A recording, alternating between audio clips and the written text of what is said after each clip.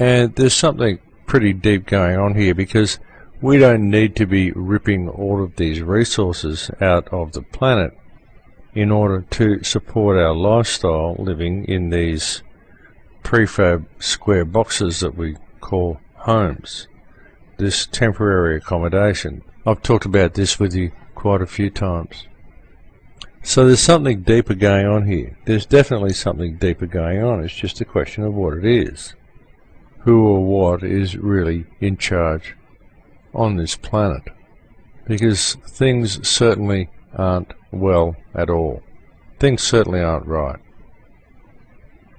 A few shows ago I was talking about all the systems of control, the food additives, the way the human race is being genetically engineered through our food, through chemical spraying, the swine flu, the bird flu, all of the stuff that they're doing. I mean, they're doing so much stuff.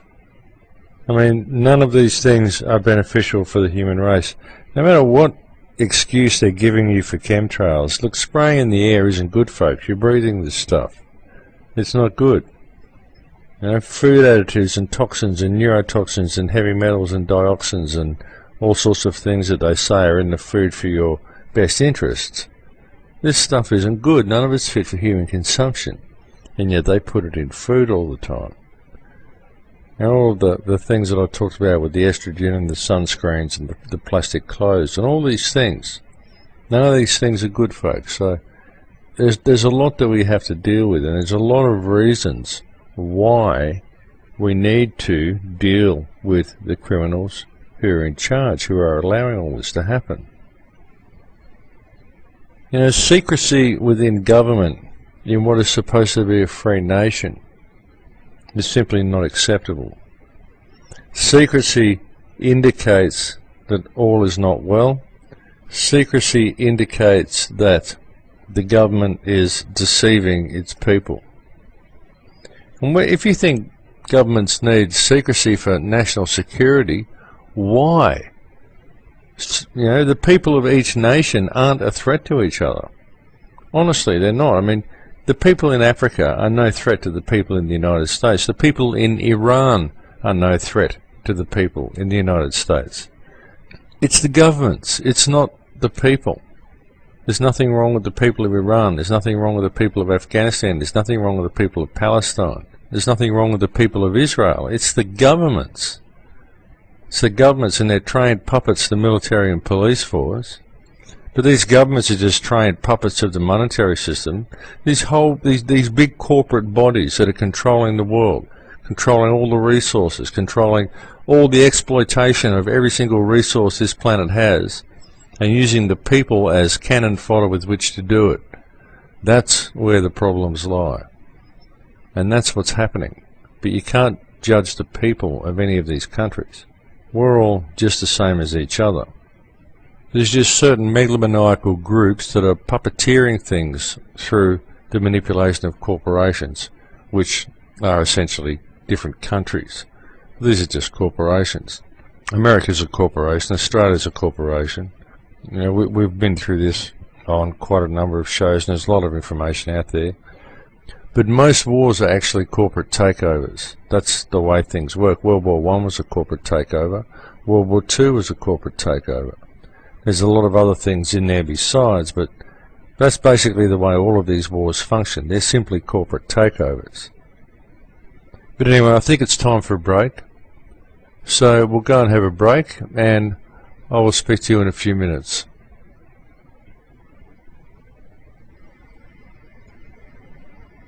Welcome back, folks. Now, I receive a lot of email from people wondering how we free ourselves from this matrix, wondering how we stop this encroaching New World Order. And as I keep saying to people, the best tool that we have, really, to free ourselves from all of this is to spread information at a grassroots level. And the media aren't going to help people. Most people are really caught up with the TV version of reality. Most people are very caught up in their social status and their iPod and whatever it is that they think is important in their life. And so it's very hard to break through to a lot of these people. And I get emails from people saying that they're frustrated because they try to talk to their friends and their family and they won't listen to them. They just think that, oh look, you're boring, you're talking about that stuff again. But what I've found to be the best thing to do is to lead by example. When I talk to people about this stuff, I don't do it from a centre of fear. I'm usually quite happy and smiling a lot, and I'm joking about a lot of what I'm saying. And I'm just sort of keeping the mood up, light-hearted, happy. I'm not fearful of what the New World Order has to offer. I'm concerned about what the architects of it are attempting to do, but I'm not fearful about what the future holds. I have every confidence that this consciousness will wake up. At least the parts of this consciousness that need to wake up will wake up. This is what I believe. And even though I try to bring information to people, just the way I am now when I'm talking to you, when I hand out deception dollars on the street and give DVDs out to people when I'm shopping, just strangers that I don't even know, I just ask them if they would like a DVD. And I give them a DVD. And I usually give them a deception dollar with it and explain how it works. Oh, look, you can Google all this stuff around the edge, and these are all websites you can visit.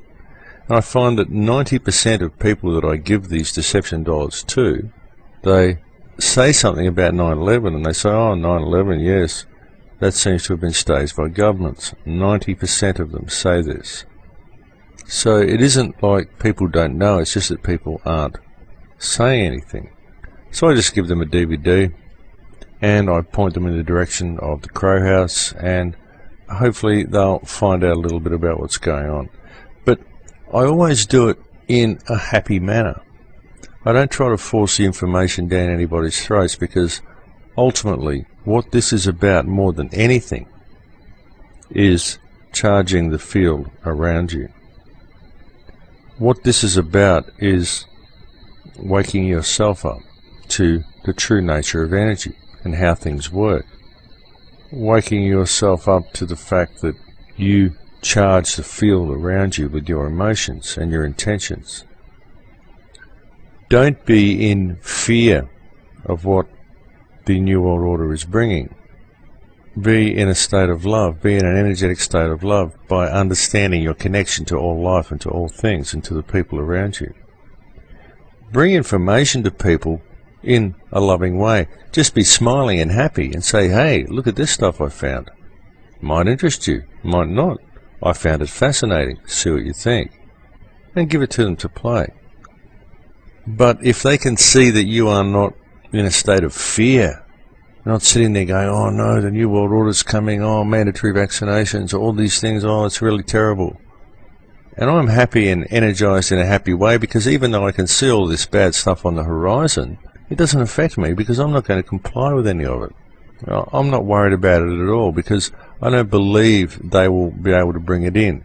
I have every faith in the human family that we will stop this.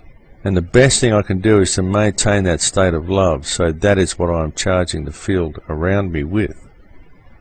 The very energy field of the planet, the conscious energy that makes up all of this reality. This is why people are waking up. This is why you are waking up more and more all the time. This is why other people are waking up more and more all the time. Because once you start understanding that everything is just conscious energy, once you start charging that energy field around you with the correct vibration of energy, it recharges the field for everybody else. And then that is the recharged energy that they've got to pour into themselves. This is what will wake them up. And I know this sounds really esoteric, but when you look at things on an energetic level, this is how it works. And I keep saying to you, your heart is an electromagnetic generator. Make sure you are charging the field around you with the correct emotion from your heart. It isn't that your heart is the center of emotion. Your heart is an electromagnetic generator. It pumps blood around your body, sure, but it also pumps electromagnetism into the field around it. And this is charged by your thoughts and emotions. This is how the chakra system on the body works. Your top 3 chakras are where you have the thought, Your bottom 3 chakras are where you imbue that thought with emotion, and it meets in the center, in your heart chakra. And your heart chakra creates an electromagnetic field that charges the field around you.